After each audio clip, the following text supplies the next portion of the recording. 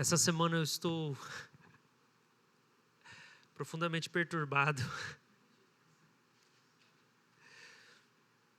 por coisas que Deus tem trazido ao meu coração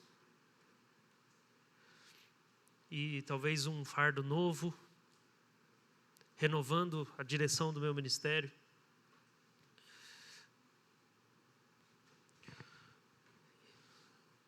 E algo que eu já sabia, nessa semana tive mais conhecimento, um pouco mais aprofundado, que é sobre como há diversos relatos na história da igreja que foram adulterados por causa de interesses pessoais, especialmente no nosso campo. Houve uma limpa em registros históricos da Reforma, dos evangelistas, dos teólogos dos últimos 4, 5 séculos. Historiadores modernos fizeram revisões dos textos originais e apagaram os relatos sobrenaturais. E quando essa semana eu entrei em contato de novo com isso, que eu já sabia que tinha acontecido, parece que caiu uma bomba do céu dentro da minha alma, como se Deus estivesse recomissionando, redirecionando, e isso se tornasse um zelo, um fogo dentro de mim.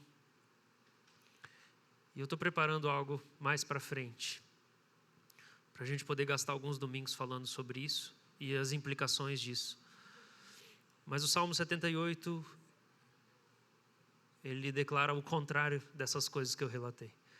Ele fala: a gente não vai encobrir para a próxima geração as maravilhas de Deus. A gente não vai esconder, porque a nossa teologia não entende, ou porque a gente não acha que parece muito confiável. A gente não vai esconder, a gente vai falar. E tudo isso nessa semana, mexendo comigo também, foi acompanhado de uma pergunta que eu creio que eu ouvi do Senhor no meu coração. E a pergunta era: se eu removesse você hoje da igreja que você passou 15 anos pastoreando, você deixaria um legado? Ou na sua saída as coisas voltariam a ser como eram? Essa pergunta ficou pesada no meu espírito. O Senhor perguntou: se eu tirasse você, se eu afastasse você, depois de 15 anos, ia ficar algum legado? Aquilo que você falou, aquilo que você foi enviado por mim para construir, ia ficar, ia permanecer? A base, pelo menos, alguém ia construir em cima disso? O apóstolo Paulo fala de ter lançado um fundamento e que depois os demais viriam e construiriam em cima do fundamento.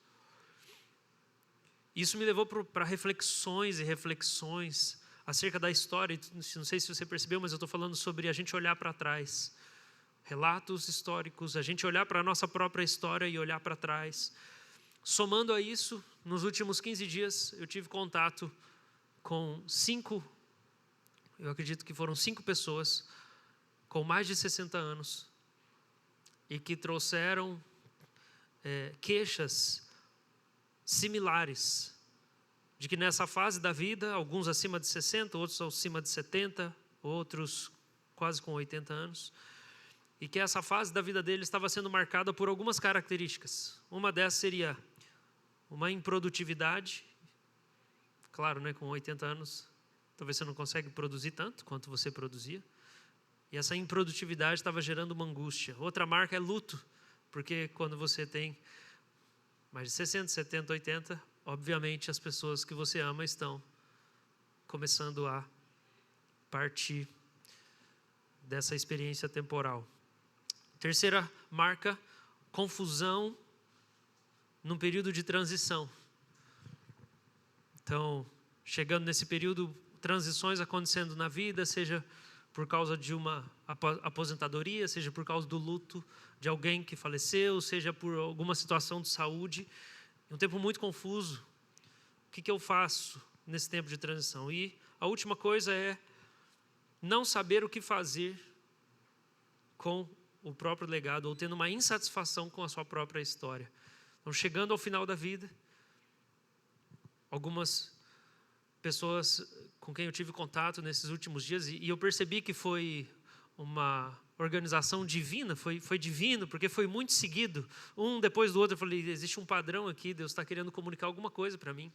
E existia essa insatisfação com a própria história e um tempo assim de sensação que eu tô completando a carreira, mas o que eu faço com tudo que eu fiz? E isso me empurrou para Eclesiastes. Tudo isso e a vivência pastoral empurra a gente para reflexões bíblicas que a gente não faria se a gente não tivesse a experiência pastoral. E eu notei também que, embora eu amo conversar com velhinhos, e a gente tem cada vez mais crescente aqui um número de pessoas acima de 60 anos, eu nunca parei para refletir sobre as mudanças da terceira idade, mudanças práticas e como a fé ela muda na sua expressão quando você chega nessa fase da vida. E eu não tenho hoje um sermão exatamente para a terceira idade, embora eu tenho certeza que ele será em algum momento proveitoso para toda a congregação, para quem já está na terceira idade, nem sei se chama mais assim, mas eu acho que ainda chama, né? Deve ser alguma coisa parecida, experiente, alguma coisinha, porque hoje é tudo, o povo fica mudando os termos. Mas seria também de muito proveito para quem está na primeira ou na segunda, porque isso ajuda a gente a visualizar para onde a nossa vida está indo. No entanto, eu fui levado essa semana a refletir sobre como é a gente viver essa vida, que é uma só que a gente tem, depois disso vem o juízo, o autor de Hebreus deixa muito claro. Mas é como é a gente caminhar com Deus pela mortalidade, deixando para trás a saúde, porque é isso que está acontecendo. Eu estou só no começo, mas já começou. O metabolismo não é o mesmo, o corpo não é o mesmo. Ontem o Alexandre estava falando, cara, esse negócio de ficar carregando o filho. Aí ele já começou, cara, nós estamos ficando velho. Toda manhã eu faço alongamento, já está melhorando a lombar. Eu e o Bruno inventamos de ir no show de hardcore, sexta-feira. Nós já não aguentou, deu 2 bandas, nossa, lombar, velho.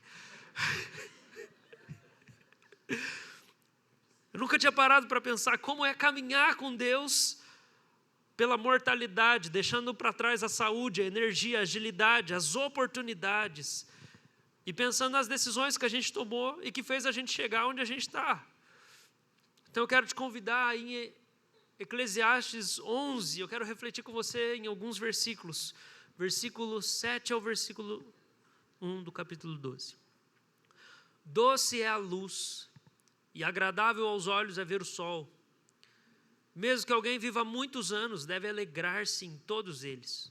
Contudo, deve lembrar-se de que há dias de trevas, que serão muitos, e que tudo que virá é vaidade.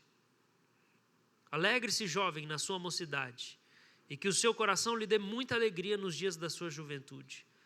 Ande nos caminhos que satisfazem ao seu coração e agradam aos seus olhos. Saiba, porém, que de todas essas coisas Deus lhe pedirá contas. Afaste do seu coração a mágoa e remova do seu coração a dor, porque a juventude e a primavera da vida são vaidade. Lembre-se do seu Criador nos dias da sua mocidade, antes que venham os dias maus e cheguem os anos em que você dirá, não tenho neles prazer. Então eu quero trazer aqui algumas reflexões. Algumas reflexões elas são mais extensas, outras são mais curtas. Eu não estou preocupado em fazer um sermão todo bem distribuído. Eu estou preocupado apenas em compartilhar reflexões essa manhã.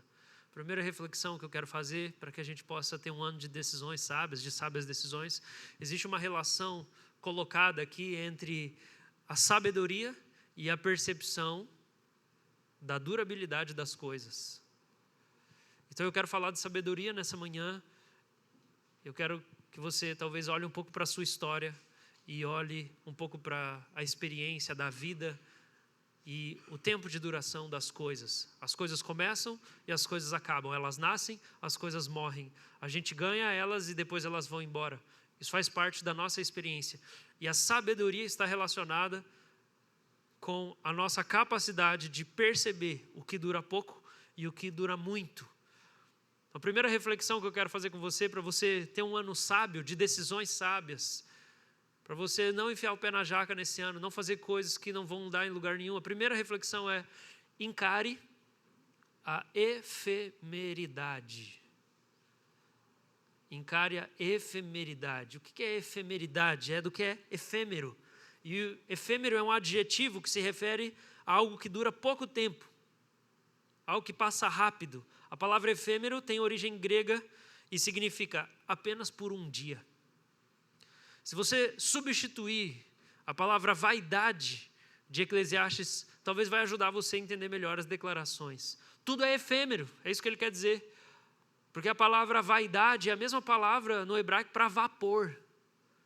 Significa fugaz, passante, é transitório. Tudo é transitório, tudo é muito rápido. Os dias felizes são rápidos, a luz que você enxerga é rápida, a sua saúde é rápida, daqui a pouco vai embora. Tudo é fugaz, é efêmero, dura um dia só.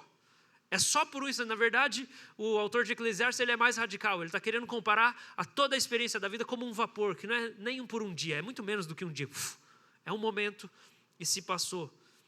Essa ideia de efemeridade ela é literalmente incorporada no filme como se fosse a primeira vez de Adam Sandler. Quem já assistiu esse filme? Muitos.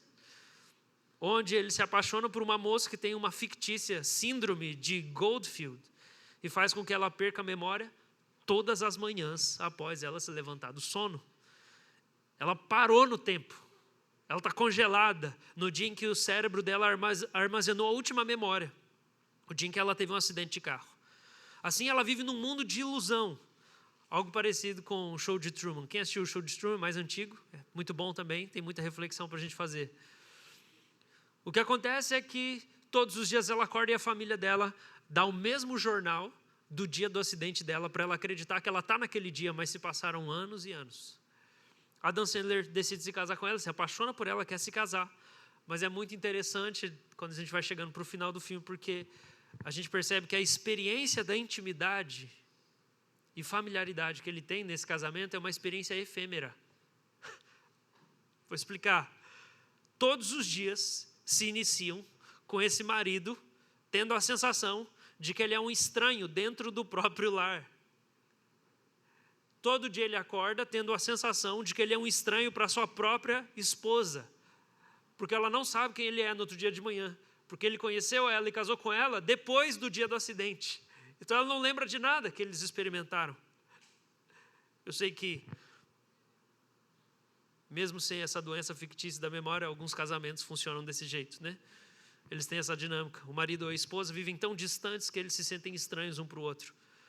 Mas o que acontece no filme é que todos os dias o Adam Sandler precisa declarar para ela de novo o amor dele, contar a história. No final ele grava um filmezinho que toda manhã ela acorda. Meu Deus, está acontecendo? E daí ela assiste o filmezinho de novo.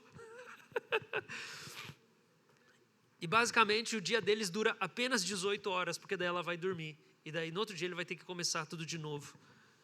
O senso de aliança, o senso de familiaridade é efêmero. Dura apenas um dia. Um dia é pouco? Pergunto para você. Será que um dia é pouco para construir uma história? Um dia é pouco para construir uma aliança? Depende para quem. Alguns besouros vivem até 72 horas. Mosquitos machos vivem até uma semana. Mas existe uma classe de insetos cujo tempo de vida dura entre 30 minutos e 24 horas. O nome desse inseto é efêmera.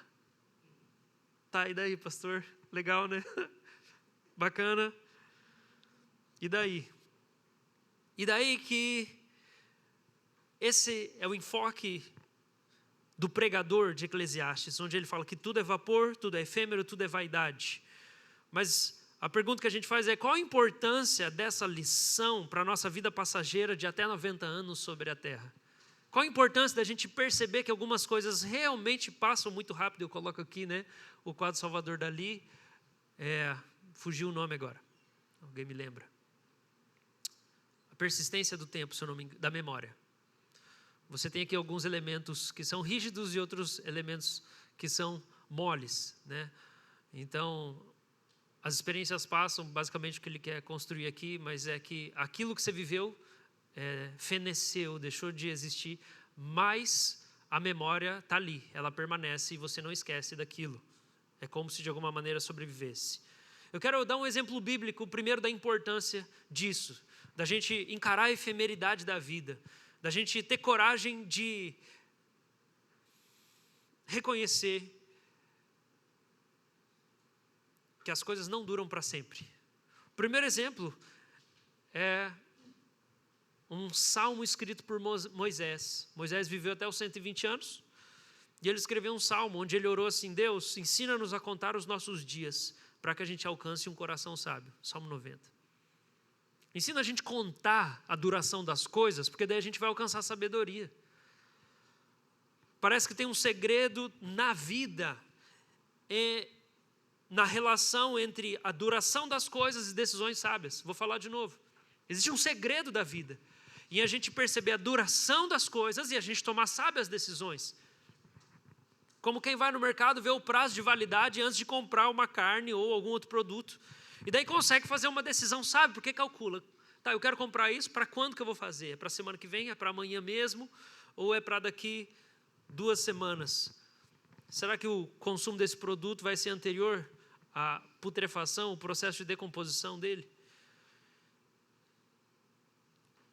A nossa geração, a minha, por exemplo, ela está tão cativa da efemeridade que a gente prefere comprar iPhone e Nike, que tipo, juntos vai dar, sei lá, 6, 7 mil reais, do que dar entrada num carro ou num apartamento. Vamos andar de Uber só, tem menos gasto.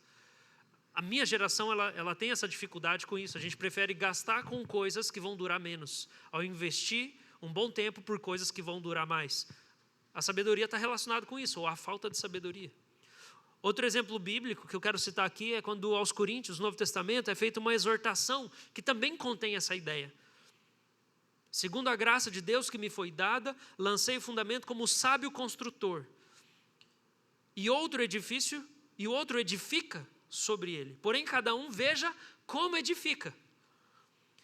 Se o que alguém edifica sobre o fundamento é ouro, prata, pedras preciosas, madeira, feno ou palha, a obra de cada um se tornará manifesta, pois o dia do juízo a demonstrará. Porque será revelada pelo fogo, e o fogo provará qual é a obra de cada um. Se aquilo que alguém edificou sobre o fundamento permanecer, ou seja, durar mais tempo, essa pessoa vai receber uma recompensa de Deus. E se a obra de alguém se queimar, essa pessoa sofrerá dano, porém ela vai ser salva, mas como que através do fogo. 1 Coríntios 3. O apóstolo Paulo está dizendo, ele lançou o fundamento é a fé em Jesus. Jesus é o Senhor. A partir do que você crê em Jesus, as decisões que você faz na sua vida, os métodos que você adota, a maneira como você constrói. Aqui a linguagem de edificação é para construir sua própria vida, edificar a si mesmo ou edificar os outros. O que você faz afeta a si e afeta os outros. Então as decisões que você toma, a partir do momento que você crê que Jesus é o Senhor, elas podem ser decisões sábias ou tolas. E como que a gente vai medir isso? Paulo está dizendo, como que você mede se um cristão toma uma decisão sábia ou tola? Você mede pela durabilidade daquela decisão. Se for construído, se for equivalente a ouro, vai durar bastante, e o fogo, o incêndio, ou o próprio encontro com Deus, que é fogo consumidor, vai fazer com que aquela decisão não seja destruída no dia que você encontrar com Ele. Mas há decisões que nós podemos tomar e que o peso delas são como o peso de feno. A duração é muito pouco, é uma madeira. E o dia vai revelar isso. Então a sabedoria está relacionada com isso, porque nós vamos ser recompensados pelo Senhor na medida em que a gente aprendeu a distinguir que decisões nós tomamos na nossa vida e que vão ocasionar em consequências duradouras, durabilidade do material, coisas que vão permanecer. Como se a gente começasse a viver a nossa vida se perguntando o que vai durar mais no cuidado com outras pessoas, quando eu tento ajudar alguém, o que vai durar mais? uma sugestão que eu dou ou uma intercessão que eu vou fazer nesse momento? Um conselho bíblico ou uma citação da literatura brasileira? Uma demonstração de amor cristão ou só uma mensagem no WhatsApp? Isso diz respeito até de métodos de ensino, de discipulado, de condução da igreja. Essas decisões que a gente vai fazer, isso vai durar com o passar do tempo ou não vai durar? Isso vai permanecer? Quem consegue discernir a durabilidade das coisas vai ser capaz de tomar decisões sábias, como Paulo fala, eu sou um sábio construtor, e vai ser recompensado pelo Senhor naquele dia. Para o apóstolo Paulo, o dia é a régua de medir. Se você é sábio nas decisões de hoje, não. Ou não. A eternidade é a régua de medir. Perceba que no próprio texto de Eclesiastes que a gente leu, versículo número 9, ele fala: ande nos caminhos que satisfazem o seu coração, agrada a seus olhos, mas saiba, porém, que de todas essas coisas Deus vai pedir contas. Você vai ser sábio se você desfrutar a vida, mas você vai ser sábio de verdade, lembrando que você vai prestar conta para Deus. Esse é o mais sábio de todos. Você vai ter que prestar contas das decisões que você tomou. Então eu te pergunto, as coisas que você faz, as decisões que você tem tomado, são decisões irrefletidas? Você é um tipo de pessoa assim que é, entre aspas, ágil. Eu sou ágil, sou sagaz. O quanto isso tem dado certo para você? Você é um cristão que toma decisões no cotidiano considerando o quanto isso vai durar a partir de hoje até o dia em que você se encontrar com Jesus? Porque eu penso nisso frequentemente e quase que toda semana, praticamente. Às vezes eu olho para o final do dia e penso, perdi essa 1 hora fazendo isso que eu não precisava ter feito. Você toma decisões com pressa, sem orar, sem consultar a palavra. Você analisa as coisas diante de você. Essa é a primeira lição básica que eu quero considerar. É básica, mas a nossa inclinação pecaminosa nos faz confiar no agora. Existe uma inclinação pecaminosa que nos engana. A gente confiar no agora, como se o agora não fosse mudar. Eu não quero tirar a esperança de ninguém, nem a alegria de ninguém. Mas é por isso que o autor de Eclesiastes fala que tem sabedoria na casa do luto. O dia que você vai num velório, você começa a refletir sobre a história. E você começa a pensar na sua própria vida. No epitáfio, o que vão dizer? Eu lembro que eu participei de um velório da República. A gente teve poucos velórios nesses 15 anos. Agora que os pais e os avós estão chegando, eu creio que a gente vai começar a ter mais. Mas glória a Deus que nós não tivemos muitos antes, porque seria uma tragédia. Ninguém tinha mais de 30 anos, só o Marcelo e a Fernanda. Mas nós tivemos um velório extremamente triste, onde não tinha ninguém para falar qualquer coisa boa sobre a pessoa. Foi no nosso antigo endereço. Foi trágico. Foram poucas pessoas. Pai quer falar alguma coisa? Não. Mãe? Não. Ninguém tinha nada para falar. Porque a pessoa era perversa. Ela frequentava a nossa igreja. Mas não sei se ela realmente chegou a ter um encontro com o Senhor. 1 ou 2 semanas antes dessa pessoa falecer, ela me procurou com arrependimento, um remorso profundo de decisões ruins que ela tinha tomado. Eu sentei, eu falei, vai para a oração antes do culto. A gente tinha uma oração antes do culto. Eu sentei, olhei nos olhos da pessoa e eu falei assim, tudo vai mudar se você colocar a sua fé em Jesus. Eu li Efésios capítulo 2, falei, creia em Jesus, pela graça, você vai nascer de novo, a sua vida vai ser nova. E aquela pessoa olhou para mim e falou assim, pastor, eu não consigo crer em Jesus do jeito que você ensina. Eu falei, então pede para Deus te dar a fé que você não consegue ter. Se humilha e fala assim, Deus, eu não consigo crer do jeito que o evangelho está sendo pregado aqui na igreja, me dá a fé sobrenatural que eu não consigo produzir. Eu não sei, eu nunca vi resultado ou fruto disso, mas dias depois essa pessoa morreu, e a gente fez o velório mais triste que eu já vi. E foi repentino, foi nitidamente o juízo de Deus sobre a vida dessa pessoa jovem. Então, é básico isso. As coisas são passageiras, mas a gente tem uma tendência em confiar na permanência do que não é permanente. Então, você está sentado do lado de alguém, você não tem garantia de que daqui uma semana essa pessoa ainda vai estar aqui entre nós. Você não tem. Alguns estão namorando, outros estão casados, outros estão casados há décadas. A gente não tem garantia disso. Às vezes isso passa pela minha mente, por um momento.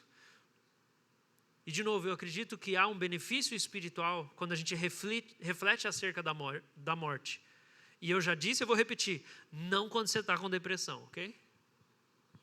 Já disse e vou repetir, não quando você está desgostoso da vida, triste até a morte. Mas quando você está num estado de sanidade, de estabilidade, de equilíbrio, é benéfico você olhar para a sua história e por algum momento, uma vez por mês pelo menos, passa pela minha cabeça: e se a minha esposa for tirada? Eu sou levado a refletir como eu tenho vivido. E se uma filha for tirada e eu não ver ela crescer? Eu sou levado a refletir como eu estou passando os meus dias. Existe sabedoria na casa do luto.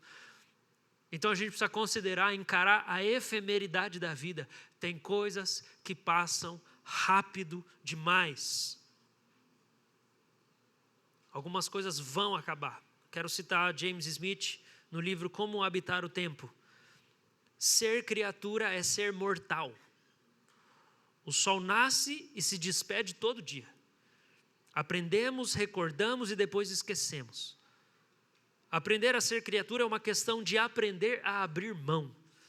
Viver indignado com a finitude da criatura, ou por exemplo, com a finitude de uma amizade, é a sua própria forma de orgulho. As coisas são finitas. A gente está achando que elas vão durar para sempre. Isso é orgulho. A gente é pó, para o pó a gente volta e as coisas à nossa volta também vão passar. Segunda reflexão para a gente tomar sábias decisões. Não tenha pressa. Algumas coisas foram criadas e pensadas por Deus para durar eternamente, como a alma humana. Mas outras coisas foram pensadas por Deus para durar milênios. E milênios não é eternamente. O sol não vai durar para sempre. Eu espero que Jesus venha antes do combustível do sol acabar. Mas o que a gente tem de relato da Nova Jerusalém é que não vai ter sol. Porque a luz da face de Jesus vai brilhar mais que o sol e ele vai ser dispensado e também não vai ter noite.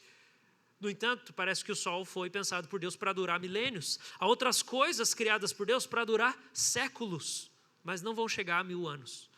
Outras coisas, décadas, que somos nós. Outras coisas, anos, outras meses, outras semanas, outras dias, outras horas, algumas minutos e outras bem importantes, segundos apenas. Então, o segundo conselho é, diante da efemeridade, diante da transitoriedade, da fugacidade da vida, não tenha pressa de viver cada momento. As coisas já vão correr, não sai correndo, porque elas já vão correr. Procure uma vida lenta. Quando a gente é adolescente, a gente quer ser jovem, tirar a carteira, ser independente, ter dinheiro, viajar. Quando a gente fica adulto, a gente quer ser criança. Né? O pai da minha esposa, uma das primeiras coisas que ele falou quando ele viu as meninas quando nasceram é: olha só, as cartilagens, as engrenagens, tudo novinho. Eu estou aqui todo travado, cheio de cirurgia. Estou com placa aqui, estou com um implante ali. Olha só. E começou a mexer as perninhas dela. Quando a gente vai avançando, a gente quer voltar a ser criança. Namorados, não tenham pressa. Por favor, não namore mais de 3 anos, tá? Universitários, não tenham pressa. Pais, não tenham pressa dos seus filhos crescerem. Aproveita. John Mark Comer escreve no livro Elimine a Pressa, definitivamente. Há diferentes fases da nossa vida com suas responsabilidades personalizadas. Isso é legal demais. A nossa responsabilidade, ela muda de forma com a fase. A responsabilidade é personalizada. Tipo, ir para a faculdade. É personalizado por uma fase. Depois, criar um filho pequeno. Depois, cuidar dos pais quando eles estão perto do fim da sua vida. Em algumas fases, temos pouquíssimo tempo para despender.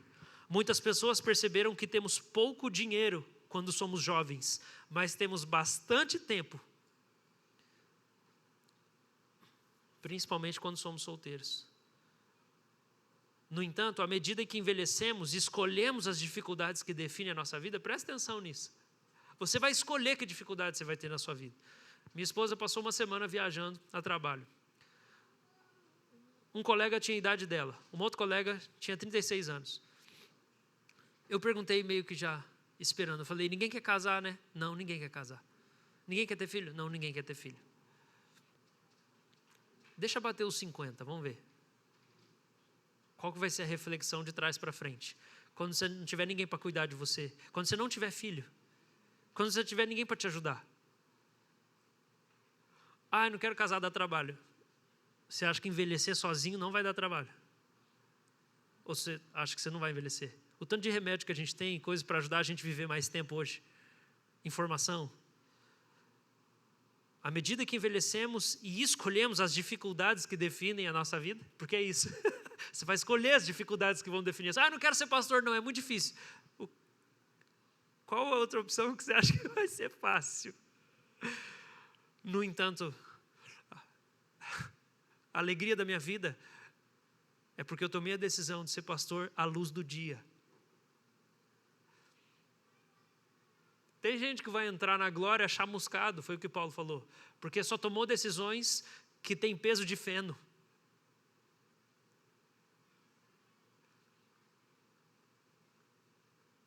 Mas que maravilhoso vai ser recompensado pelo Senhor.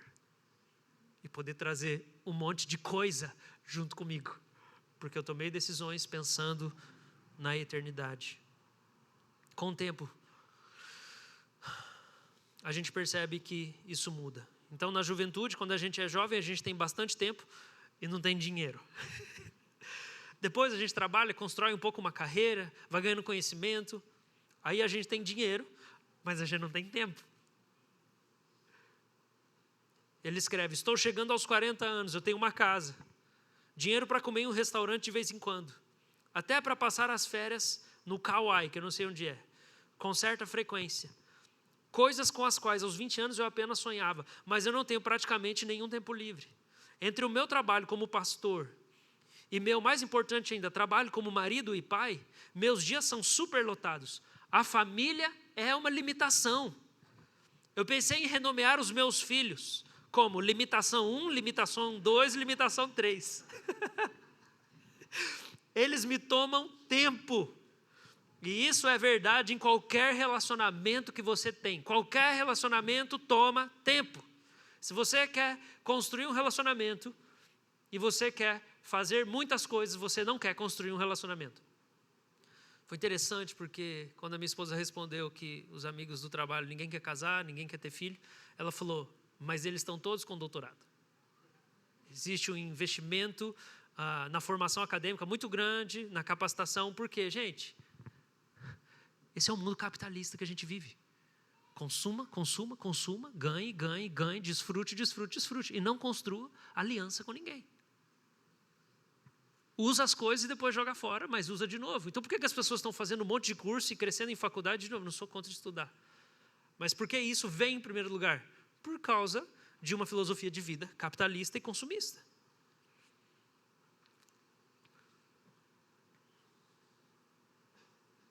Os filhos tomam uma quantidade enorme de tempo, energia e atenção. Isso não é ruim, isso é maravilhoso. Mas é uma limitação dessa fase da vida e dura mais de 2 décadas. Então, vai ser mais ou menos assim. Vai melhorar. Algumas partes. Se essas limitações não forem algo para a gente combater, mas a pergunta que ele faz no final é, e se essas limitações da vida não forem uma coisa para a gente combater, mas a gente aceitar com gratidão e como uma indicação do chamado de Deus para nós? E se as limitações da nossa vida definirem o chamado de Deus para nós, e a gente não puder ser tudo que a gente quer, igual está aí nos outdoors, seja o que você quiser, não dá. Não dá, eu queria voar, não consigo. Se for, vai ser bem apertadinho no passarinho de aço, só. Não consigo sair voando. Quem dera fosse a esposa de Jonathan Edwards, que levitava enquanto orava, mas não consigo. O apóstolo Paulo citou Eclesiastes 11:8, que a gente leu aqui. O apóstolo Paulo escreveu assim aos Efésios: portanto, tenham cuidado com a maneira como vocês vivem, e vivam não como tolos, mas como sábios, aproveitando bem o tempo, porque os dias são maus.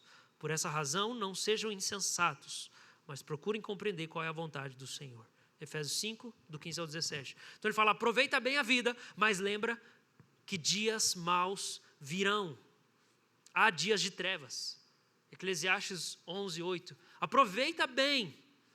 Você tem que se alegrar em todos os dias, mas lembra que dias de trevas virão. Paulo pegou isso e ele escreveu isso à luz da teologia do Novo Testamento. Eu vou ler novamente para você. Tenham cuidado com a maneira como vocês vivem. Não vivam como tolos. Veja o contraste, tolo e sábio. Como que o tolo vive? Ele não aproveita o tempo. Ele não sabe viver em dias maus.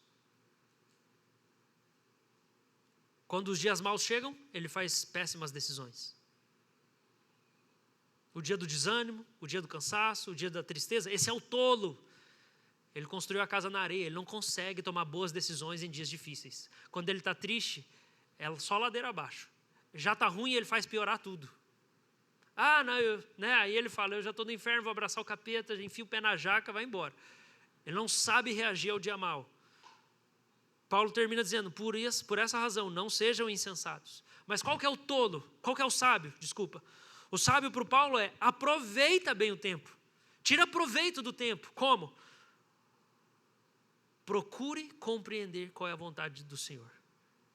Porque você aproveita bem o tempo fazendo a vontade de Deus hoje. Não tenha pressa de viver. Terceira lição. Já falamos aqui, mas eu vou repetir. Vamos lá, aqui estão as lições. Desfrute de tudo. Essa é a terceira lição. As coisas são muito rápidas, desfrute delas. Desfrute delas. Não seja tolo. Não seja uma referência de anti-sabedoria. Eu lembro do Jonathan Edwards ter feito uma resolução. Ele fez umas 90 resoluções lá e depois isso foi publicado. E uma das resoluções... Eu lembro que foi no meu primeiro ano de casado, eu falei para a Maria Eugênia, e daí ela deu risada, e ela sempre lembra de novo. Ele falou assim, decidi, em nenhuma circunstância, ficar irado com um objeto inanimado. Ter raiva da porta, ter raiva da cadeira, ter raiva da mesa, ter raiva da cama, porque eu bati o dedinho, ter raiva da geladeira. Que raiva E ele falou, eu decidi, eu não vou ficar com raiva de uma coisa inanimada, essa coisa não tem culpa.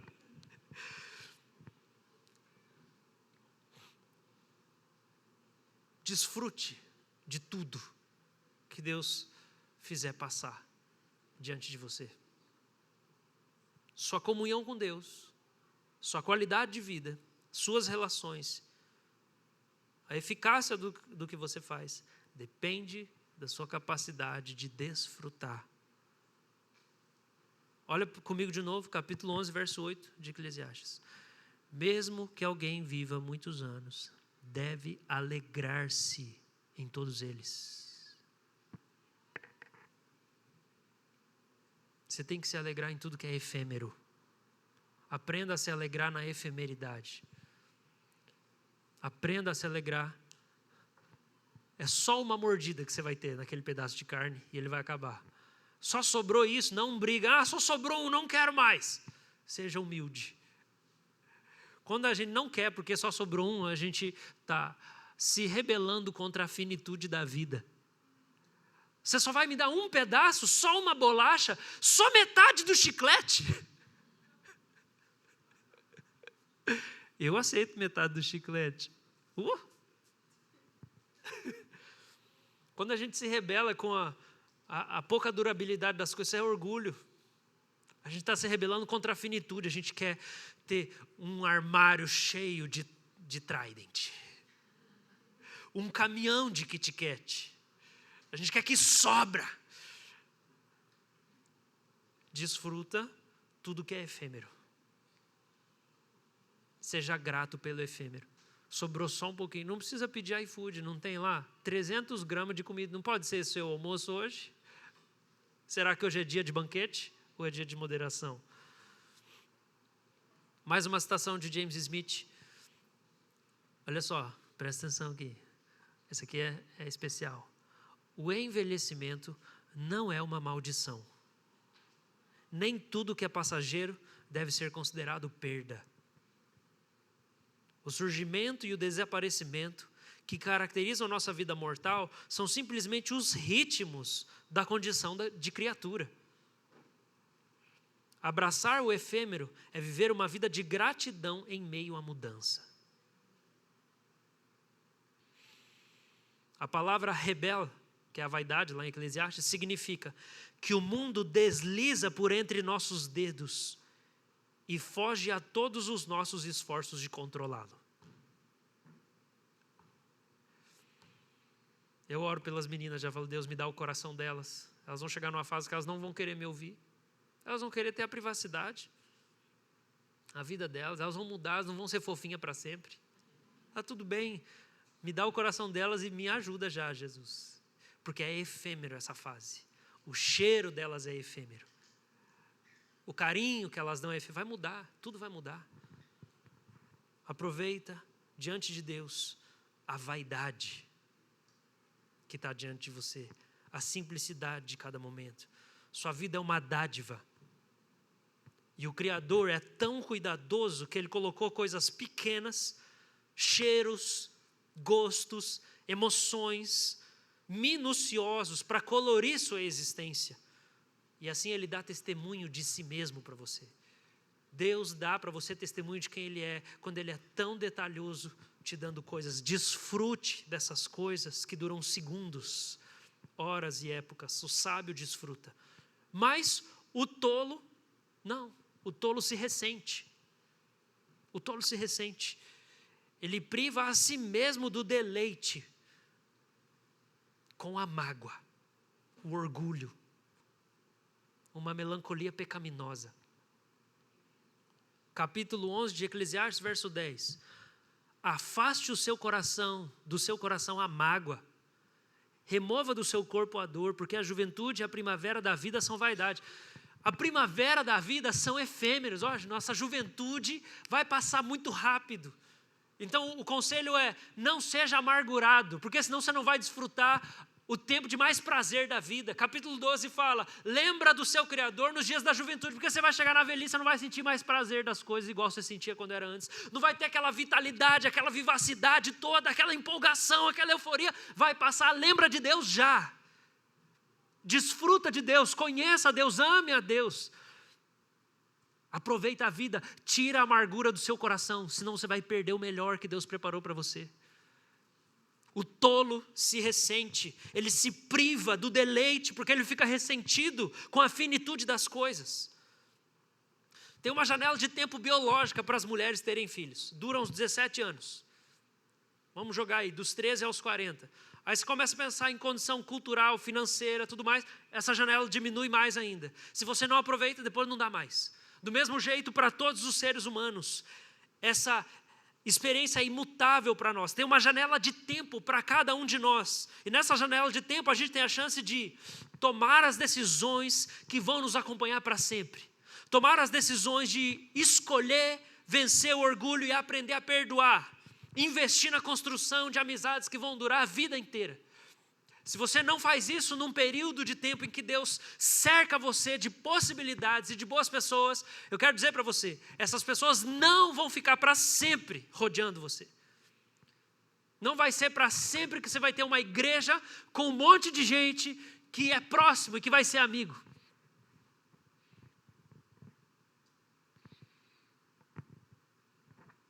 Sua avó está viva ainda? Não vai durar muito mais. Não é uma profecia. Vai visitar. Tem gente que você ama e com quem você não conseguiu superar alguma barreira, quebra o seu orgulho, vai pedir ajuda, vai pedir aconselhamento. Reata, resolve. Não guarde mágoa no seu coração, porque você vai perder a chance de viver o bem que Deus coloca diante de você nessa experiência efêmera. E se você não fizer isso, você vai se tornar amargurado, infeliz, solitário, improdutivo. Você vai ser tolo. Há pessoas especiais que Deus deu como presentes. E a gente deixa uma coisinha, um mal-entendido, um negócio entrar no nosso coração.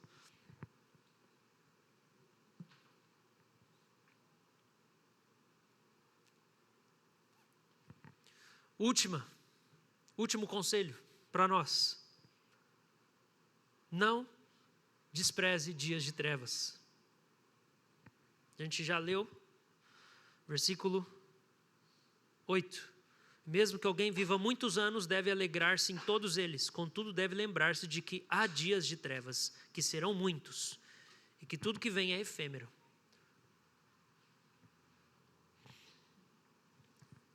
Ninguém de nós vai fugir no dia das trevas. Esse dia vai chegar, não tem jeito. A tempestade vai bater, o vendaval vai chegar. Algum dia você vai ficar doente. Talvez seja um dia da sua vida. Algum dia você vai ficar doente. Algum dia alguém vai ter que acudir você, alguém vai ter que dar uma sopinha para você, alguém vai ter que levar você para o hospital. Algum dia você vai precisar. O dia mau chega. Algum dia você vai se sentir triste, sozinho, abandonado. Não, mas eu sou uma pessoa super feliz. Vai chegar um dia difícil. Não despreza esse dia. E quando esse dia chegar, não abandone Deus. Se esse dia virar uma fase, se esse dia se tornar semanas ou meses, se esse dia se tornar anos na sua história, talvez anos de luta contra um câncer, talvez anos para superar a perda de pessoas da sua família, anos de luto, talvez anos de terapia, anos de oração por alguma coisa, por uma luta contra um vício. Se esses dias de trevas durarem muito tempo, não abandone Deus, não despreze esses dias.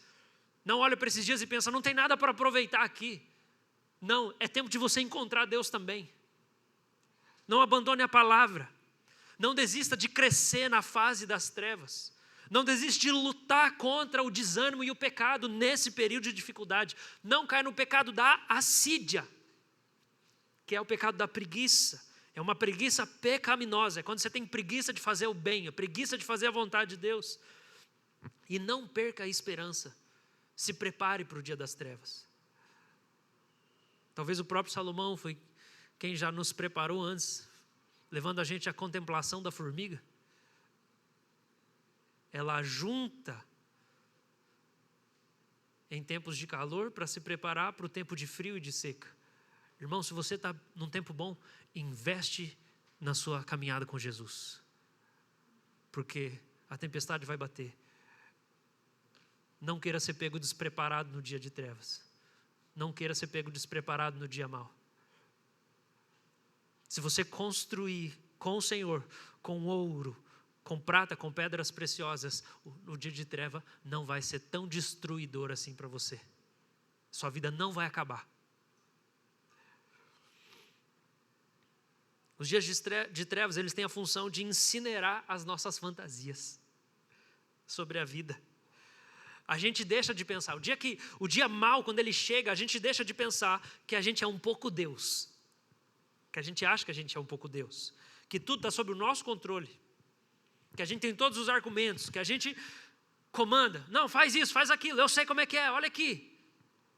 O dia de treva, às vezes as pessoas não nos ouvem. A gente não consegue comandar. Trevas para cá, luz para cá. A gente quer ser Deus lá em Gênesis. Aqui, vem, aqui não vai ser afetado. Isso não acontece.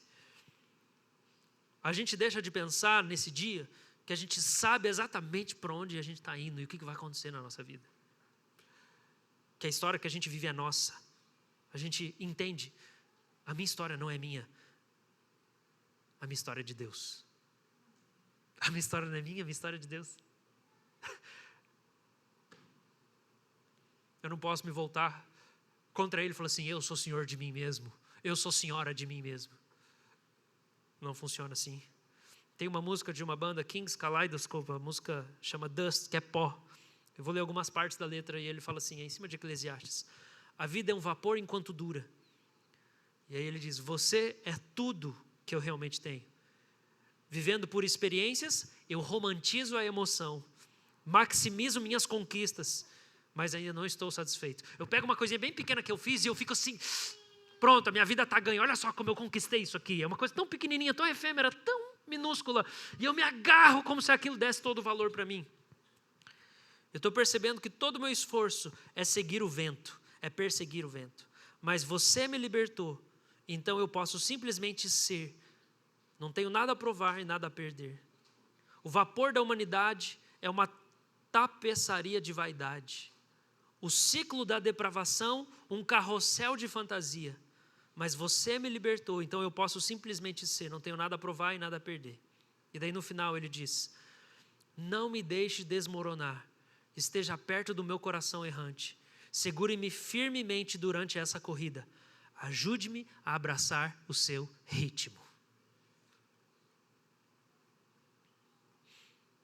Mais uma citação de James Smith. O mestre de Eclesiastes está nos aconselhando não a lamentar, porque ele não se desespera, mas ele está nos chamando para pastorear o vento. Se toda a experiência da vida é efêmera e é como um vapor, pastoreie o vento. Conduz o vento, já que ele vai bater e você não tem controle sobre ele, então faz o seguinte, em vez de querer mandar para onde o vento vai, ergue as suas velas. Aprenda a transitar cada fase da vida e reconhecer as coisas que já não cabem mais para a fase atual. E pensa, isso aqui passou. Se despeça. Aprenda a se despedir. Foi maravilhoso morar junto em 9 moleques no fundo da igreja. Que bom que acabou. Aleluia. O cheiro daquele quarto. Era um quarto imenso. A gente lembra hoje, morre de rir. Mas sabia que existe uma grande tentação de ficar assim, aquela fase que era fase boa, aquilo ali que era. Se despeça do que passou. Esse é um convite para reestruturar minhas expectativas, para eu poder desfrutar o que está diante de mim, quem está comigo, por mais fugaz que a sua presença venha a ser. Eu devo pastorear o que é passageiro, e ainda assim, dado por Deus. É passageiro, não tem importância, mas foi Deus que deu. É passageiro, mas é dado. Eu devo pastorear o que não posso controlar, recebendo com gratidão. Não despreze dias de trevas. Não despreze momentos e fases da sua vida. Não perca a esperança. Não perca. Mas talvez, para finalizar, e algumas pessoas ainda talvez precisam ser contempladas nessa mensagem dessa manhã.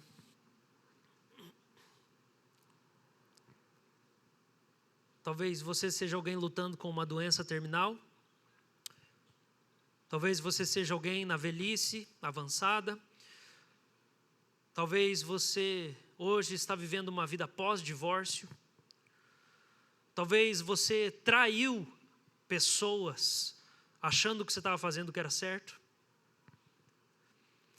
Talvez você tomou decisões erradas e perdeu a grande oportunidade da sua vida. Quero dizer que ainda assim a sua vida pode ter sentido.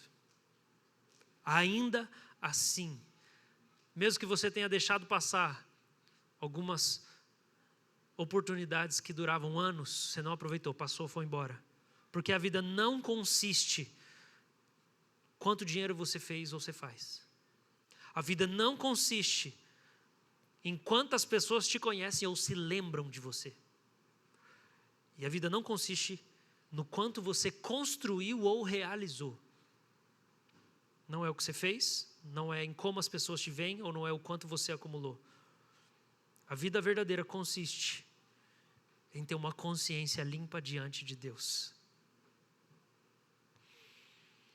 E a gente conclui, Eclesiastes 12, verso 13 e 14. De tudo o que se ouviu, a conclusão é essa. Tema a Deus e guarde os seus mandamentos, porque isso é o dever de cada pessoa. Porque Deus há de trazer a juízo todas as obras, até as que estão escondidas, quer sejam boas, quer sejam más. A conclusão é essa, gente. Teme a Deus.